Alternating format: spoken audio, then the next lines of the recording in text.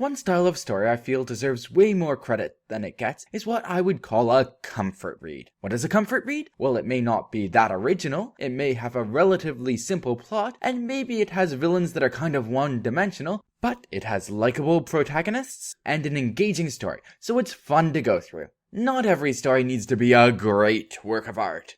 Really, as far as I'm concerned, as long as the story is enjoyable, everything else is immaterial. So who cares if the story is retreading some old ground and is using a few more tropes than it should? Today, I'll be reviewing Boy with No Powers is Granted Chosen One Powers and Sent Off to Magical Training High School, version 382, also known as Boku no Hero Academia, which is probably one of the most enjoyable action shonen series I've read in a while.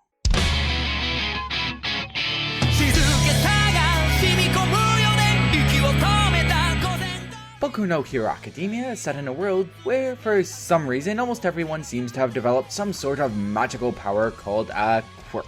As a result of the prevalence of all these superpowers, suddenly villains and criminals have become way harder to deal with, and a new profession arose called heroes, who are essentially contractors paid by the government to deal with superpowered criminals or villains. Our protagonist, Deku, has dreamed since a kid of being a hero, but he has no quirk, and his chances don't look all that great.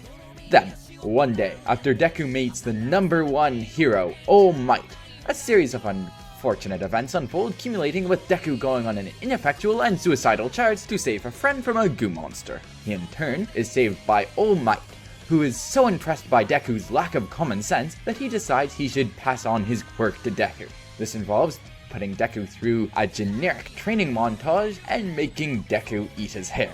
Anyways, after all that, Deku gets into a prestigious hero high school, and we follow his journey from there. Introducing the cast of Boku no Hero Academia, a racist parody of a French person, Demon Girl, Frog Girl, Preppy the class rep, Pikachu, Hard-On, Falco, the love interest, the rival, the protagonist, the hero. And I'm going to be skipping over all the rest of the characters because this, like many action manga, has way too many of them. Pretty much all you need to know is that our heroes are good and earnest, and the villains are evil and scary. And occasionally certain characters get way too angsty.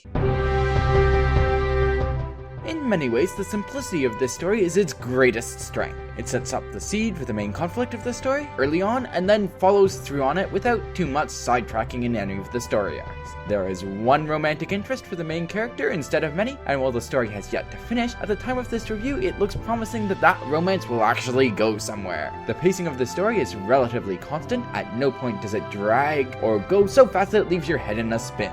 Finally, both the action scenes and the humor of this story are solid.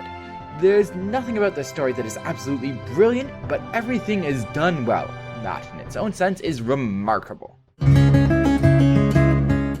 Well, if you don't like action shonen manga before coming to the story, it's not gonna change your perspective. There's the bog standard tournament arc, the multiple training arcs, power boosts, a dose of plot armor from any moderately likable character, and a focus on fighting over character building. Nothing new for the genre. The story is not going to make you think hard, if at all, and the plot contains no real surprises or twists. If you want something deep and moving, you should probably look somewhere else. As a fan of action shonen, I really enjoyed this series, but I can't say it added too much new to the genre. If you're already into things like the Big Three and or Soul Eater, Fairy Tail, Hunter x Hunter, etc., then this is another great addition to your reading list, and one more chapter update to wait on. As for everyone else, feel free to give it a try, but don't bother if you've already developed a marked dislike for shonen. As I said before, I can't see this series changing any minds. If you're already caught up with the latest chapter of Boku no Hero Academia and are looking for something else to read, I would recommend either Iris Zero, which is a similar setting although with much less focus on combat, or Rave Master, as a long action shonen series that's actually finished and has similar amounts of humor and combat. Anyways, that concludes my review. Thanks for listening. Cheers!